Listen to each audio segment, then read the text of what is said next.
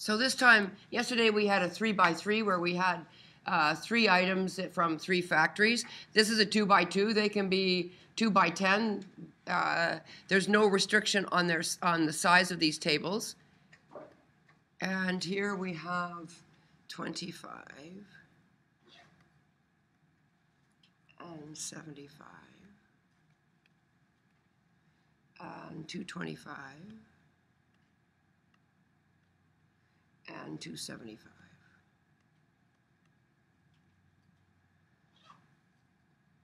And I think even here the statistics are that there are more women at the college than men. In Qatar, for sure, there are more women with post-secondary school education than men. I taught the Cayman Islands. Our first graduating class, all women.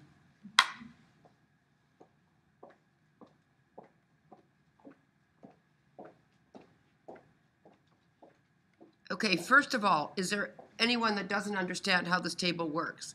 So how many women did we have in our study? 350. And we had totally 600 in the study, and we'll get the 600 whether I total from the men and women or whether I total from the college, no college. Okay, so first let's do the marginal probability. That means I want to know the probability of males, the probability of females, the probability of no college, and I can do that by putting a squiggle before college and P of college. The squiggle means not.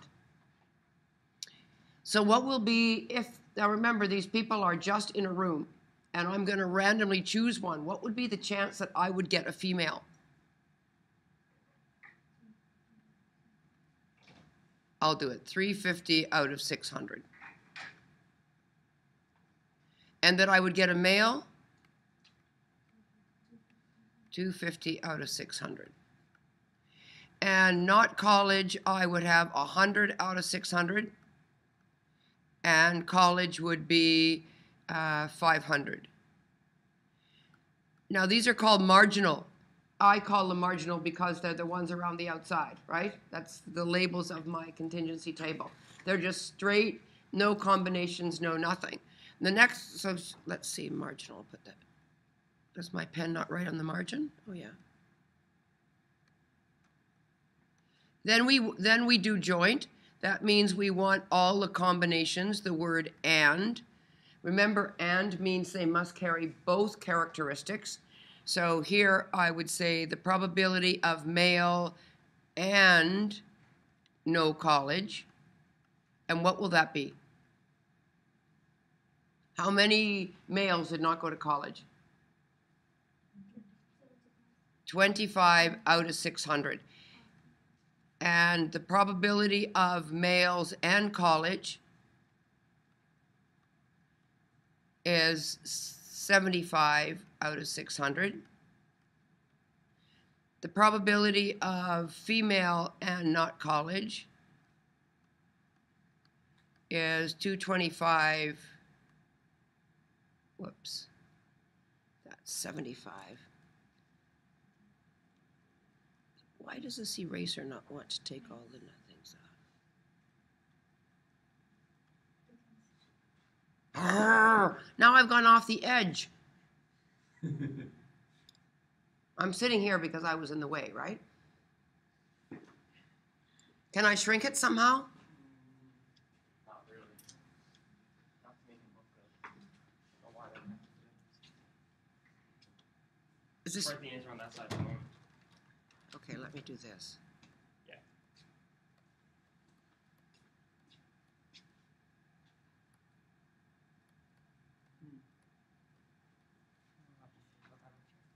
This will be 75 out of 600, and the probability of female and college is 275 out of 600.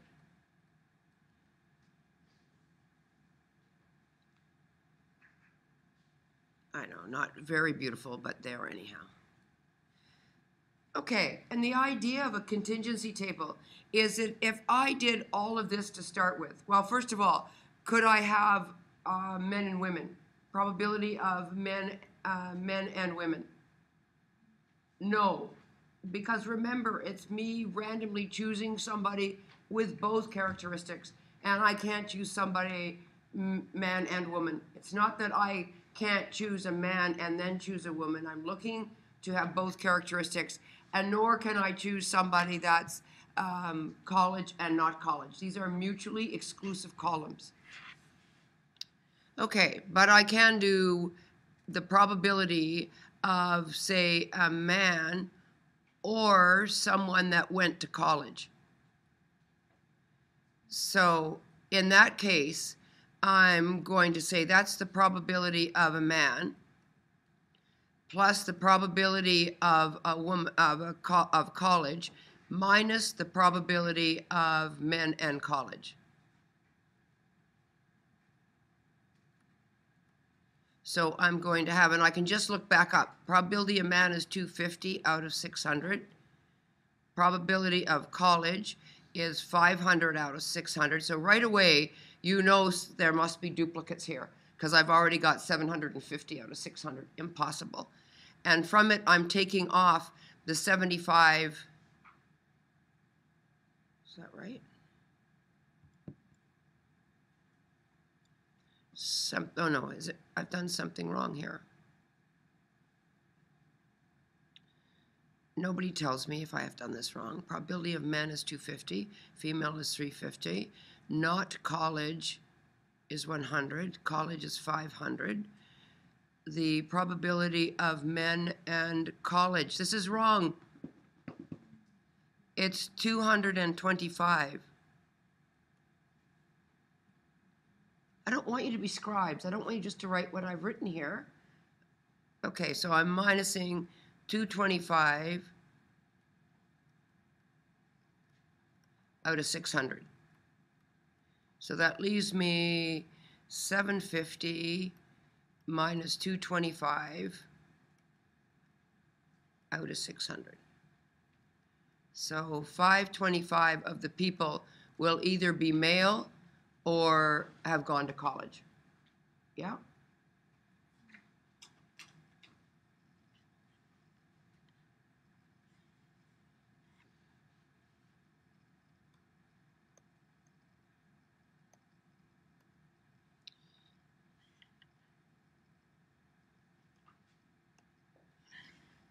Okay, so what if I wanted the probability of female and not college?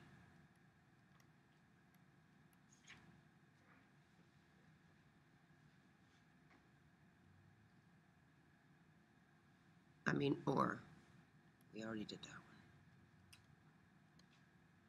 So that's the probability of a female plus the probability of not college minus those people that I'm counting both times.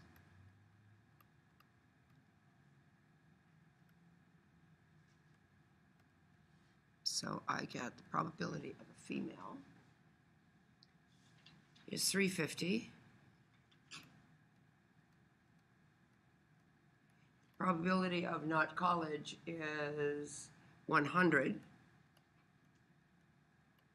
And from it, I'm taking the females that didn't go to college.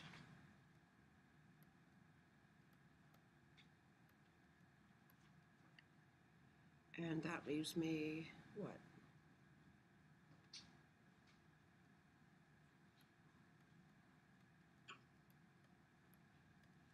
If I were to draw a Venn diagram here,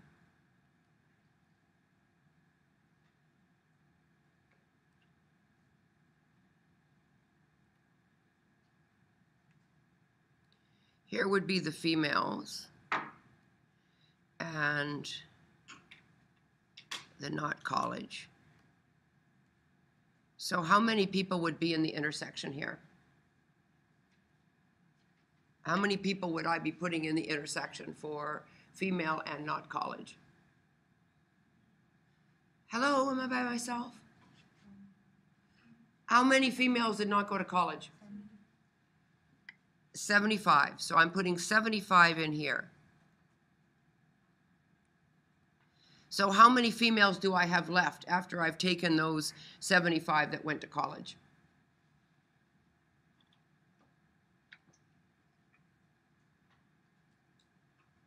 $275? And after I take the 75 off not going to college, I have 25 left here. Do you see this? Because you really need to be able to draw a Venn diagram as well. We always start, oh, I can't, do I have to wiggle over there? Maybe, hmm? Really? Just in time.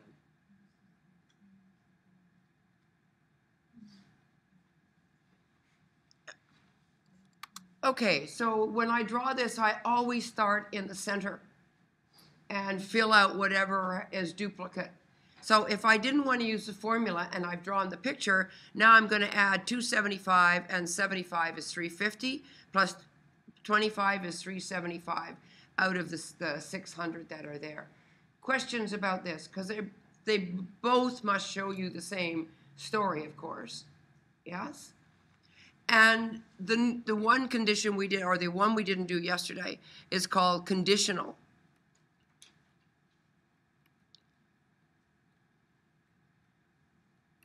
And I see this as me giving you a clue.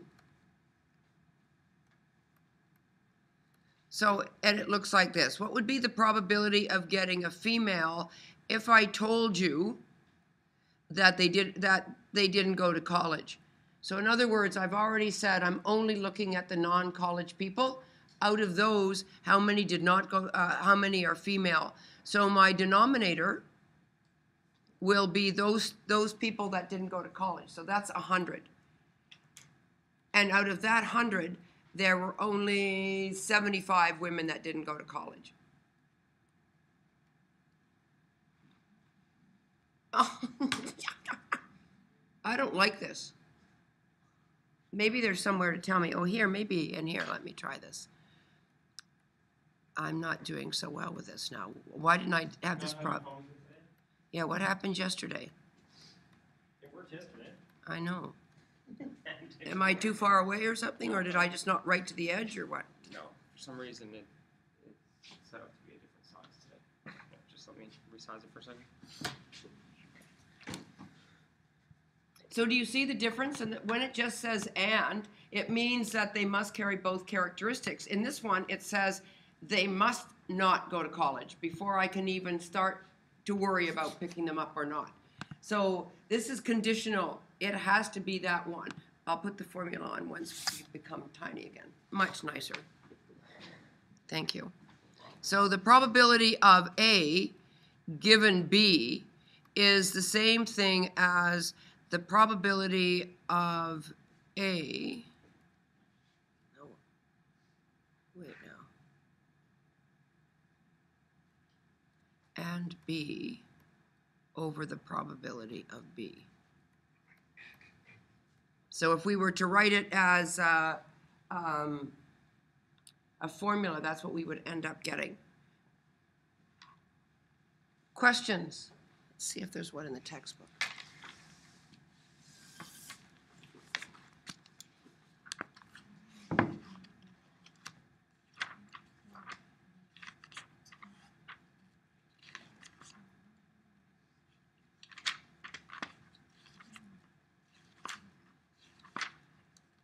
Okay, I'm on page 162.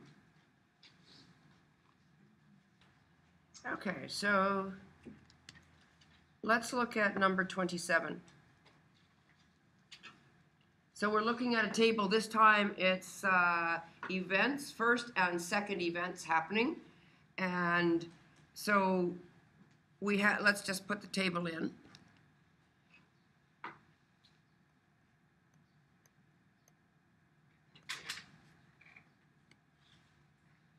So we have first event.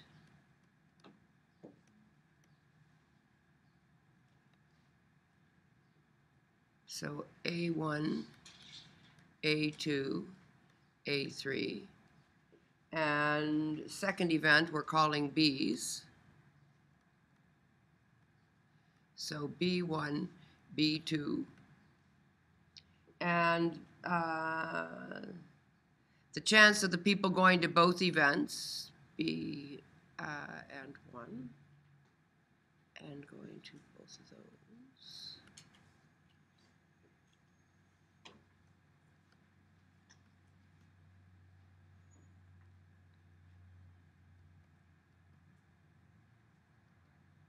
Okay, so let's make something up. Let's say that the first event is dinner, and the second event is a movie. So, and we had 3 restaurants and 2 movies to choose from. That's how the story goes. So, if we look at this, there were 3 people that went to one restaurant, 3 people that went to the second restaurant, and 4 people that went to the third restaurant. These are mutually exclusive, right? You can't have gone to both restaurants at the same time. So altogether, the number of participants we're talking about is only 10. The number of people that went to the first movie, and we won't call it a B movie, we'll just say the first movie, is 6, and the number of people that went to the second movie is 4.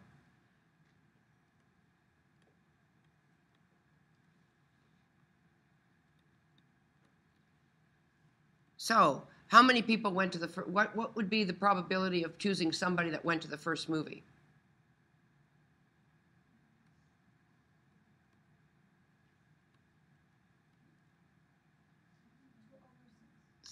6 over. They're sleeping now. 6 out of 10. All right. The total number of people that went to the movie 1 was 6 people. So 6 out of 10. The chances of me, what would be this? Because I'm really going to challenge them now. Given that they saw the first movie, what would be the chance that they went to the first restaurant? All right, let's start slowly. How many people went to the first movie? 3. What? If I got the same picture as you? How many people went to the first movie altogether? 6. Yes. Out of those 6, how many went to restaurant 1?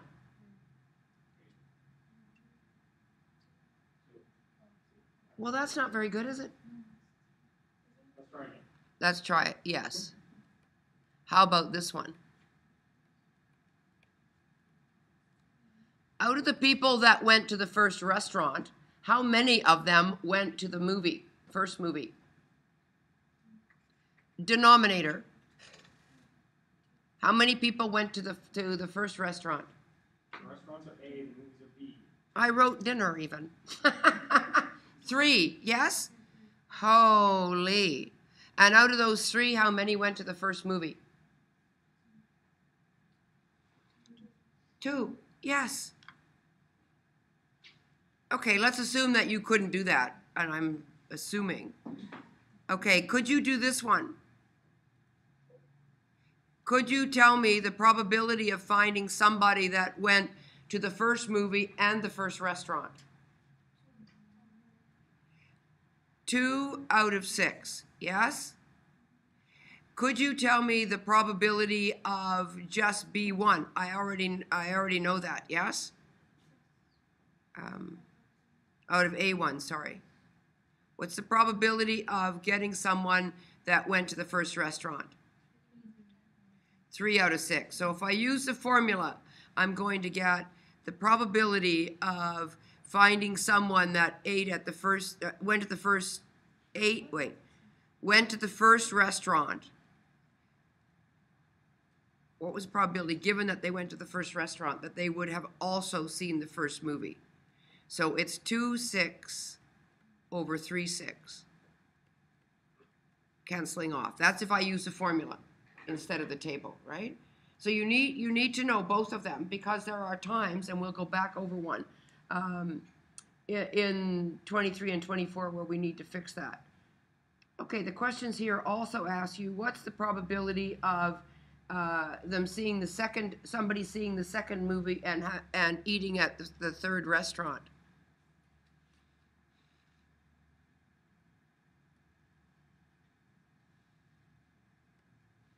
So we want the probability of B2 and A3. This is a joint probability.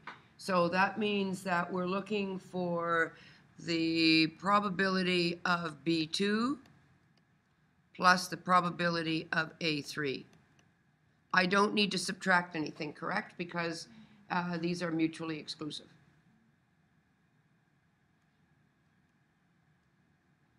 And what do I get? Oh, they're not mutually exclusive, but I'm asking you to have both, so it doesn't matter. So those people are, how many? How many went to movie 2 and ate at restaurant 3? How come this is so hard? Wait, I'll do it. There was one. Yes, wait, I shouldn't have done this. How many people were at both? I'd already jumped ahead. I was going to ask you or, but I put the and in first. I'm as bad as they are. Only one person went to the second movie and the third restaurant. Okay, if I asked you the probability of finding someone that saw the second movie or ate at the third restaurant, then what would I get? So that's the probability of B2 plus the probability of A3 minus the probability of B2 and A3. Yes. Is this hard?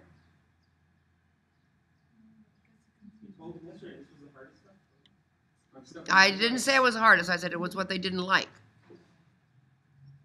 So here I have 4 out of 10 people that saw the second movie. I have 4 out of 10 people that went to the third restaurant, and from it I must take off the one person that went to both. So I end up with 8 out of 10.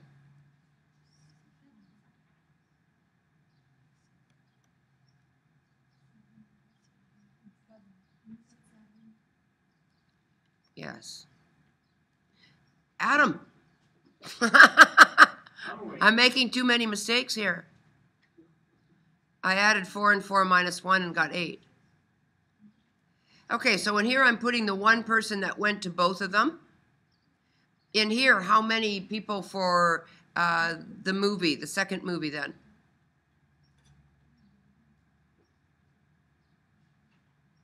I'll do it. There were 3. And the number of people that were here, also 3. Yeah, so if I total it up, I end up getting the 7 people that I got using the formula. Okay, let's look at question, the first question on the page. It says, suppose P of A, so this is question 23. Suppose P of A is equal to 40%. And again, if you don't like working in percentages, make it 40. And in this case, we know that P of the probability of B given A is equal to 30%. So we have to rearrange the formula here, because what do they want us to know? What is the probability of A and B? This is a little more difficult. So we're going to write the formula to start with. We know that the probability of B given A is the same thing as the joint probability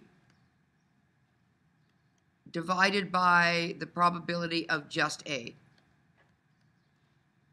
You need to know that, but you don't need to memorize it because, of course, you'll always have your pages from the back of the book. So for the test, you can take your own, but for the exam, it will be printed off. Yeah? So we're going to just substitute the values we know. 0.3 or 30, up to you, is equal to A and B, which we don't know, divided by the probability of A, which we do know. Okay, can we solve this equation? And what will I get?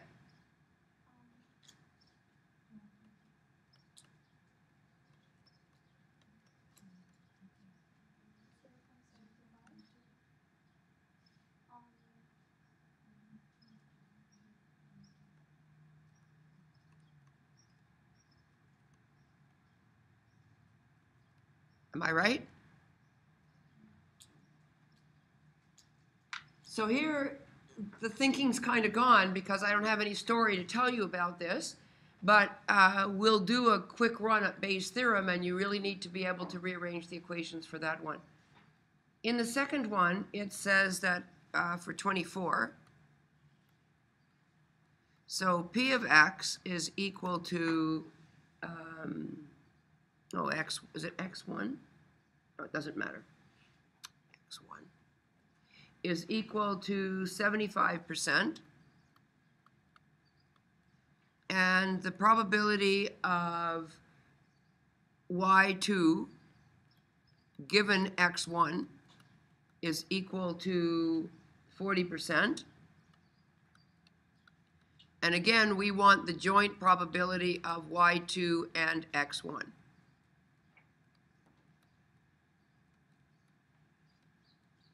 So same formula, P of y2 given x1 is equal to the joint probability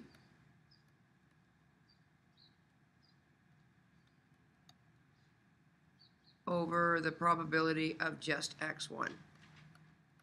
So filling in the values that we know, we're going to get 0.4 is equal to the probability of y2 and x1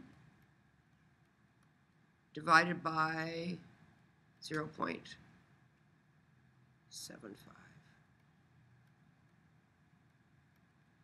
So the probability of y2 and x1 is equal to 0.40 times 0.75 equals, and what will I get?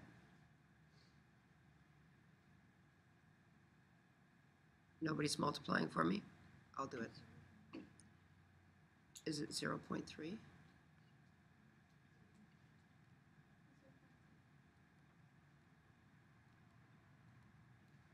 Questions?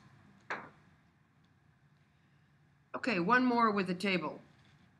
First, so each salesperson at this company, insurance agency, is rated either below average, average, or above average with respect to their sales ability. Each salesperson is also rated with respect to their potential for advancement. So we have a table that is going to show both of them. What is the table called? I'll tell you, contingency table.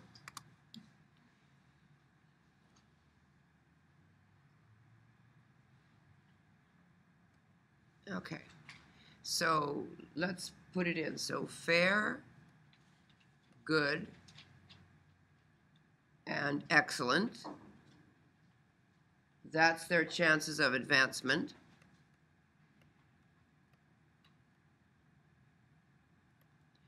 And down the side, below average, average, and above average. And this is their sales ability.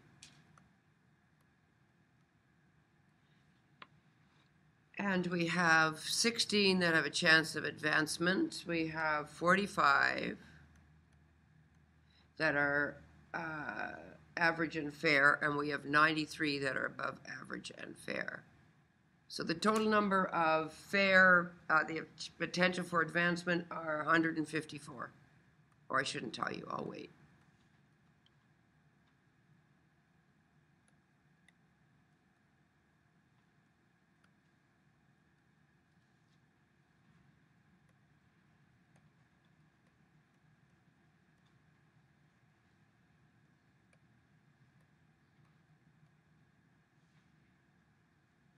Okay, so in this table, they weren't as nice as the other tables and gave you the edges.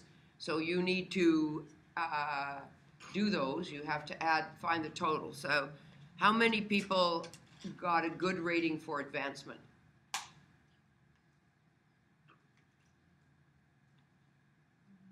Wait, I'll do it.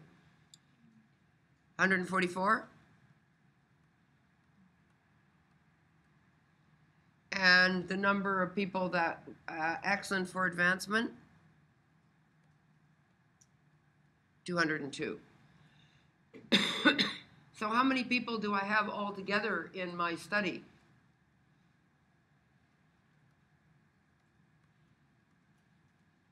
$500. And the number of salesmen that people that were below average for sales, just 50. And average 150, and above average 300.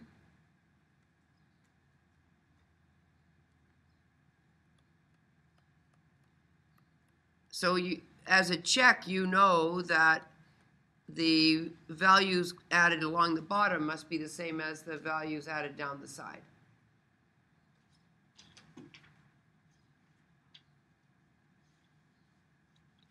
Okay, what does it ask us now? What is the probability a salesman selected at random will have above average sales ability and excellent potential for advancement?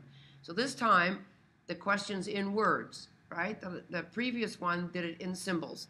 So what will I write here? I want the probability of salesperson selected at random will be above average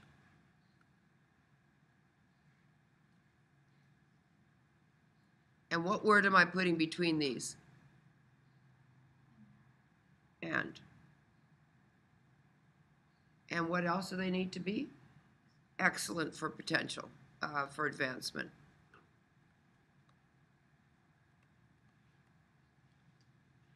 I could have just done what I put on the table, or I can write the words out. It doesn't matter. But you understand this is a joint probability. The people must be both. So how many in this group are above average and excellent for advancement? 135 of them out of my 500.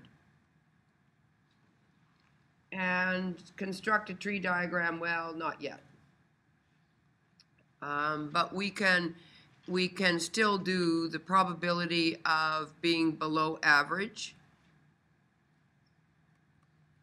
is 16 out of 500. I could do all the marginal ones. What if I wanted to know what's the probability of being excellent at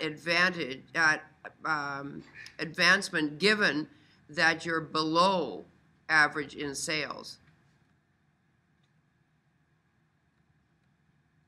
Could you be a bad salesman but be advanced? So here, our denominator are all those people that are below average, and that's only 50 of them. And out of that, 22 of them are going to have a chance at advancement. And if I use the formula, I would have then said, what's the probability of excellent and below average? And that group is 22 out of 500. And on the bottom, it would be the probability of below average, which is 50 out of 500. 500s cancel, and I end up with the same. Questions? Okay, so let's look at number 30. An investor owns 3 common stocks. Each stock, independent of the others, has equally like chances of increasing, decreasing, and remaining the same. Like the possible outcomes of this experiment, oh no, we'll leave that. No. Okay, are you okay with this? I'm turning over. Do some more questions with this statement. See if they could do some more of that. You want another one of this one? You don't think they're with the program? Convinced they're not. Hmm? I'm convinced they have no idea. Okay. What's the probability of below average and above average?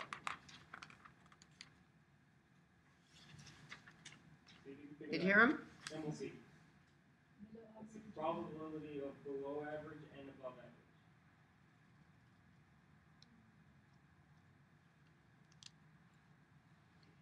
Impossible. Okay.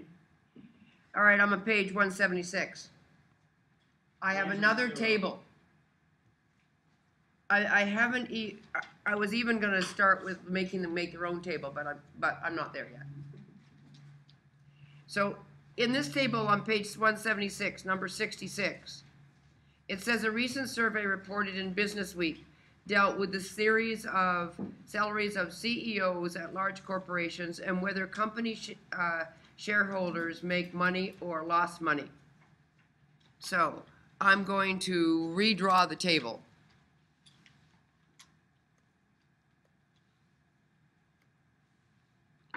So I have CEOs and paid more than $1 million, and the CEOs that were paid less than $1 million. Do you see that it's only possible for me to have two columns here?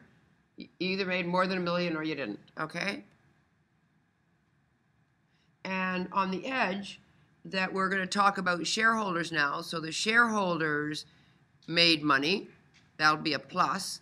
And here the shareholders lost money. What they're saying is, do CEOs get paid by how their stockholders make money? And if that were true, then this would be simple, right? We would only have money in when the shareholders lost money, the CEO would make less than $1 million. If the shareholders made money, he would make more than $1 million. That's all there would be. But you can see that that's not true. So in the first case, the shareholders made money and the CEO made more than $1 million. Yes? And in the second case, the shareholders lost money, but the CEO still made more than $1 million. Okay? Later on, we'll be using these contingency tables for things like chi-squared, where we try to find out if there really is a relationship. Here, we're just doing probability. So how many of these people, how many CEOs made more than $1 million? 6. No calculator necessary. Fingers are good. Okay, and the second one, the number of CEOs that made less than $1 million, and their shareholders made money is 11.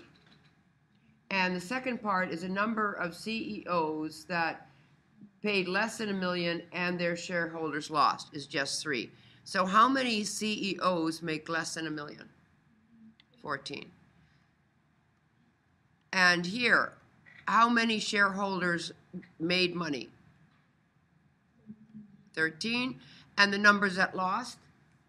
7. And the number of people I have in my study? 20. Yes, sounding much better.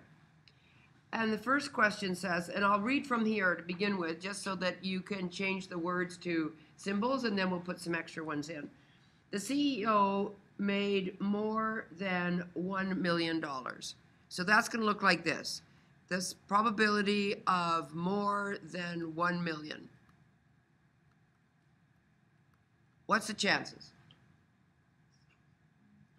No calculator, just your brain. I've got 20 CEOs in the room. What's my chances of choosing somebody that made more than $1 million?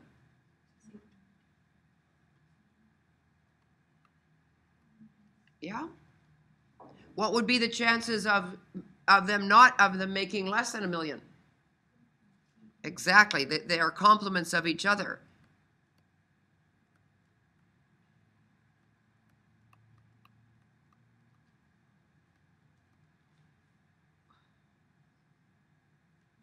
Okay, and what else did it say? The CEO made more than $1 million, or the stockholders lost money. So let's make that in symbols. Made more than $1 million, or the stockholders, did they make money or lose? Lost. So that means that I have to find the probability of more than $1 million plus the probability of the shareholders losing minus the probability of, I can't get that in there, can I?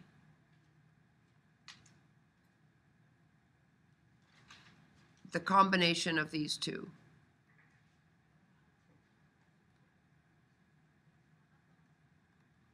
So if I were to draw a picture, I would have this.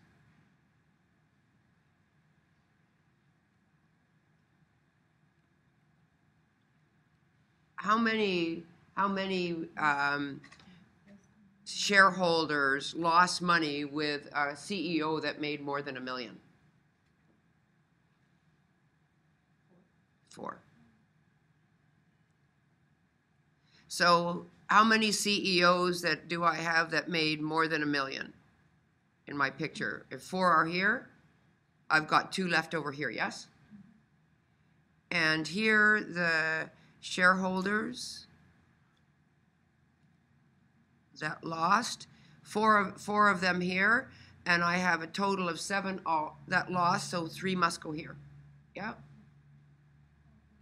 So if I were to do this picture now, on this picture, I could add up and say 2 plus 4 is 6 plus 3 is 9. So from here, I'm getting 9 out of 20. If I use the formula, I would get 6 out of 20 for the number of CEOs making more than $1 million. To that, I would add 7 out of 20 for the number of shareholders losing money, and from it, I'm taking this amount here.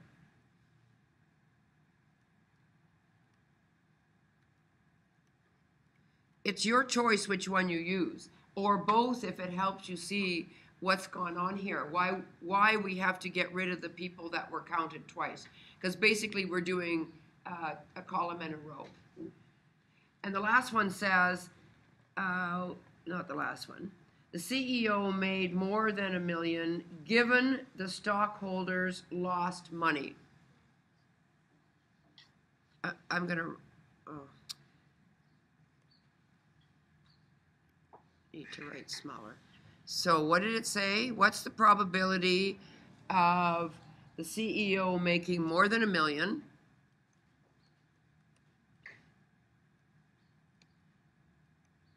given that, and what was the condition? That the shareholders lost. So I'm going to look at the table, and my denominator is the number of shareholders that lost. That's the only people I care about. And the lost shareholders are 7. And out of those 7, how many of them had a CEO that made more than $1 million?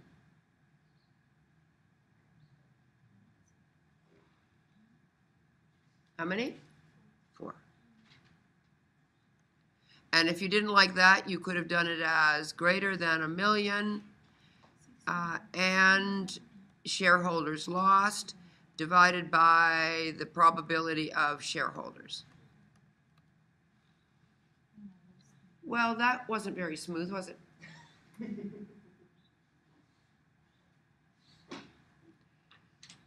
All right then, good thing it's not on the test.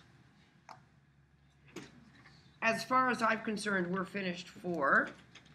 I think that I might be just in a gauge of my own. How about I leave you question 70? 70. It's a bit of a challenge because you have to design your own table.